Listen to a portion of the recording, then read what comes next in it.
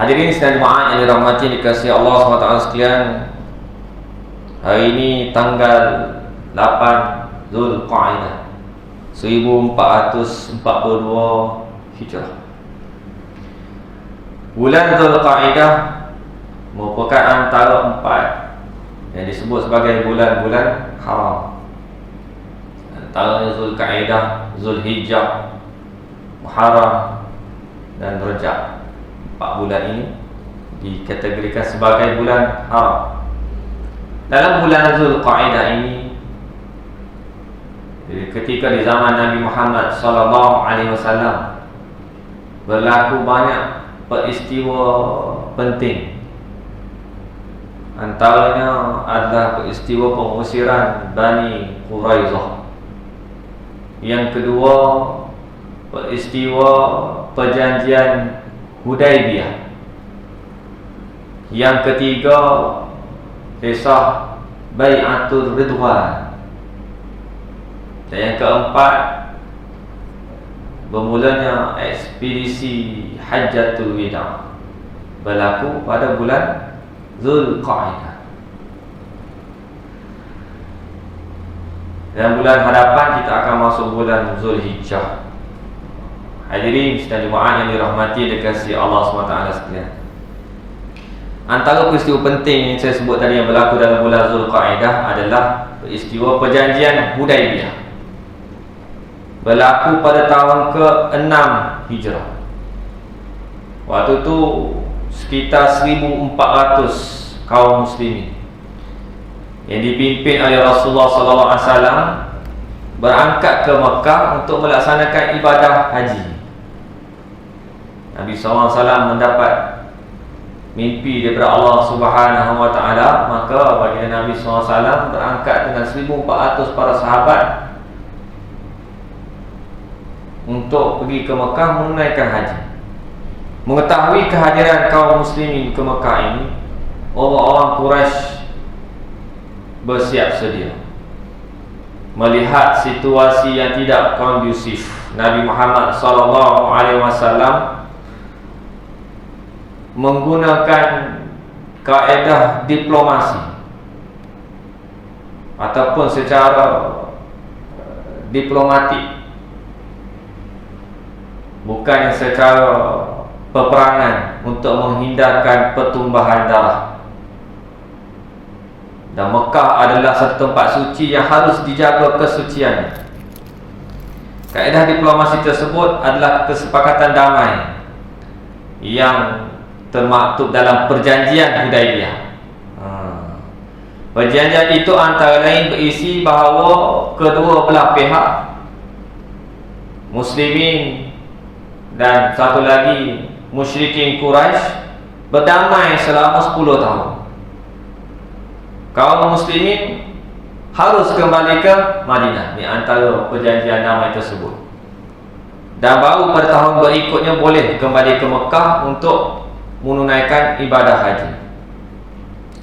Sebelum perjanjian Hudaibiyah ditandatangani oleh kedua belah pihak, ada satu peristiwa yang penting, peristiwa yang menarik yang kita boleh sentuh pada tengah hari ini, adalah peristiwa penolakan Suhail bin Amr sebagai juru bicara orang-orang Quraisy untuk menandatangani perjanjian tersebut. Ceritanya, bila Nabi SAW nak masuk ke Mekah, Nabi SAW telah dihalang daripada menunaikan ibadah haji. Maka musyrikin Quraisy pun hantar wakil, Suhail bin Amr, untuk membuat satu perjanjian dengan Nabi SAW.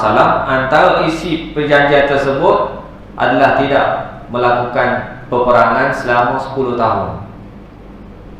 Maka Nabi SAW melihat ini satu peluang. Kalau tidak, bila hijrah atau selepas hijrah, tahun pertama dah perang, tahun kedua perang, tiap-tiap tahun perang. Tak sempat nak fikir tentang dakwah, sibuk dengan peperangan. Perang Uhud, perang Badar, perang Khandaq, dan banyak perang yang berlaku selepas peristiwa hijrah Rasulullah SAW. Nabi SAW nampak ini satu peluang untuk berdamai. Mungkin di sana akan ada peluang untuk buat kerja dakwah, memperkukuhkan lagi orang Islam, menambah ramai lagi orang Islam dan sebagainya. Dan semasa perjanjian itu ditulis, seorang wakil juru bicara Quraisy bernama Suhaib bin Amr. Dan dalam perbincangan tersebut, apa yang kita nak bawakan dalam khutbah pada tengah hari ini, hal yang dipersoalkan adalah teks perjanjian itu bermula dengan kalimah berbunyi, inilah perjanjian damai yang dilaksanakan antara Muhammad Rasulullah dan Suhaib bin Amr. Tajuk dia, ini adalah perjanjian Rasulullah, Muhammad Rasulullah SAW dan Suhaib bin Amr. Suhaib bin Amr melihat, apabila melihat tajuk kepala perjanjian ni, dia kata dia tak setuju. Mana mungkin aku boleh iktiraf nama Muhammad Rasulullah dalam perjanjian ini? Aku tidak beriman dengan kamu. Kamu adalah Muhammad bin Abdullah, kamu bukan Muhammad Rasulullah, kata Suhaib bin Amr. Jadi dia kata ganti kataan. Dalam tajuk dia ganti Muhammad bin Abdullah. Maknanya Muhammad anak lelaki Abdullah. Suhaib bin Amr berkata, "Lau kunna na'lamu annaka Rasulullah, ma sadadnaka 'ala al-bait wala qatalnaka." Kalau kami tahu bahawa kamu Muhammad adalah Rasulullah, maka kami tidak akan menghalangmu dari Baitullah dan tidak akan memerangimu. Maka pernyataan Suhaib tersebut merupakan alasan, sebab untuk menolak menggunakan perkataan kalimah Muhammad Rasulullah dalam teks perjanjian tersebut. Maka mereka memusuhi kaum muslimin atas kepimpinan Nabi Muhammad SAW kerana tidak yakin dengan la ilaha illallah Muhammadur Rasulullah. Kita lihat bagaimana reaksi Nabi Muhammad SAW terhadap permintaan Suhaib bin Amr. Rasulullah SAW tak marah, dan Rasulullah SAW tidak merasa tersinggung, kerana persoalan keyakinan memanglah suatu yang tidak boleh dipaksa. Sebagaimana firman Allah Subhanahu wa taala dalam surah Al-Baqarah ayat 256, la ikraha fid din. Tidak ada paksaan dalam memeluk agama Islam. Rasulullah SAW segera memerintahkan Sayyidina Ali bin Abi Talib selaku penulis Nabi SAW yang menyiapkan draft perjanjian tersebut dan tukar Muhammad Rasulullah dengan Muhammad bin Abdullah. Sayyidina Ali bin Abi Talib menjawab kepada Nabi SAW, wallahi la amhaha, aku demi Allah saya tidak akan menghapuskannya. Bagaimana Sayyidina Ali radhiyallahu anhu yang tidak pernah membantah Rasulullah SAW, tetapi dalam hal ini menyatakan ketidakpuashatiannya kepada Rasulullah SAW. Dan dia kata, wallahi demi Allah, tak masuk akal orang yang dekat dengan Rasulullah SAW menolak perintah Rasulullah SAW mentah-mentah. Apa yang Nabi SAW buat? Nabi SAW kata dia pun tidak marah dan tidak merasa tersinggung, dan tidak boleh dipaksakan. Rasulullah SAW dia faham dilema yang dihadapi oleh Sayyidina Ali bin Abi Talib radhiyallahu anhu. Dalam bab lain, Sayyidina Ali kata, aku tak gamak nak buang Muhammad Rasulullah daripada teks ini. Dalam masa yang sama, dia diperintahkan oleh Rasulullah SAW. Jadi dia berada dalam dua persimpangan. Lalu Rasulullah SAW abang dekat Sayyidina Ali, hari ini maka tunjukkan aku di manakah tulisan Rasulullah itu. Kita tahu bahawa Nabi SAW ini adalah seorang ummi. Satu kelebihan yang Allah SWT punya kepada Nabi SAW, baginda tak boleh nak baca. Nak cari mana perkataan Rasulullah pun Nabi SAW tak jumpa, tak tahu membaca. Ini satu mukjizat Allah Subhanahu Wa Taala kepada Nabi SAW. Oleh kerana Sayyidina Ali tak gamak nak buang, Nabi SAW sendiri ditunjuk kepada Nabi SAW di manakah tulisan Rasulullah. Dan setelah ditunjukkan, Nabi SAW sendiri yang menghapuskan, buang perkataan tersebut sesuai dengan tuntutan orang Quraisy yang diwakili oleh Suhaib bin Amr.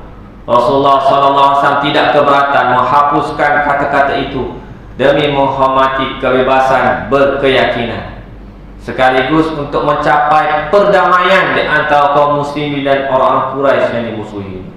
Selama bertahun-tahun mereka memusuhi Nabi Muhammad SAW. Nabi SAW nampak ini satu peluang. Bila lagi nak buat satu perjanjian perdamaian 10 tahun 10 tahun tak ada perang secara aman, tidak akan berlaku apa-apa dalam tempoh 10 tahun. Nabi SAW nampak ini satu peluang yang sangat besar untuk masa depan dakwah Rasulullah SAW. Setelah Rasulullah menghapuskan sendiri kata-kata Rasulullah itu, siapakah yang kemudian menuliskan kata-kata bin Abdullah pula? Pertanyaan itu ditulis dalam tafsir Al-Qurtubi, dalam tafsir surah Al-Ankabut ayat 48. Dalam tafsir ini membawakan satu hadis riwayat Bukhari, menceritakan sendiri bahawa Rasulullah SAW sendiri yang menghapuskan kata-kata Rasulullah tersebut, dan beliau sendirilah yang menuliskan kata-kata bin Abdullah dengan tangan kanan beliau sendiri. Rasulullah SAW memang tak tahu menulis, tak tahu membaca, tetapi dalam keadaan tersepit tersebut, Rasulullah SAW dengan pertolongan Allah Subhanahu Wa Taala dapat menulis seperti menulis kata-kata bin Abdullah untuk mengubah teks perjanjian Hudaibiyah setelah Sayyidina Ali bin Abi Talib menolak untuk melakukannya. Surah Al-Ankabut ayat 48, Allah Subhanahu Wa Taala berfirman, "Wa ma kunta taslu min qablihi min kitabin wa la takhutuhu bi yaminik idzal lartabal mubtilun." Dan engkau Muhammad sallallahu alaihi wasallam tidak pernah membaca sesuatu kitab pun sebelum adanya Al-Quran, dan engkau tidak pernah menulis satu kitab dengan tangan kanan. Sekiranya engkau pernah membaca dan menulis, nescaya ragu orang yang mengingkarinya.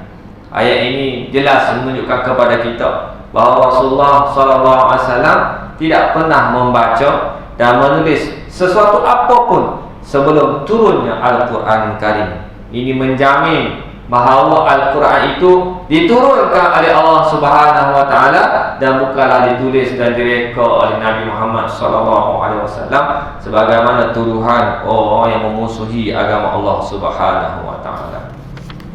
Sidang hadirin jemaah yang dirahmati dan dikasihi Allah SWT sekalian, antara pelajaran berharga yang kita boleh ambil daripada peristiwa ini, betapa Nabi Muhammad SAW mengutamakan, mementingkan, menjunjung tinggi perdamaian melalui kaedah diplomasi.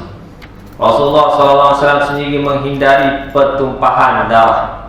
Meski dengan begitu, beliau merelakan Islam pada simbol, tidak tampil menonjol, tak payah nak tampilkan.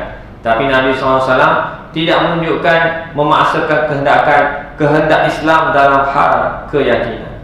Kisah tersebut juga kita dapat menjadikan ianya sebagai satu inspirasi kita dalam hidup bermasyarakat, dalam masyarakat majmuk di dalam negara kita ini, untuk kita mengutamakan kaedah perdamaian sebagaimana yang kita sedang hadapi sekarang.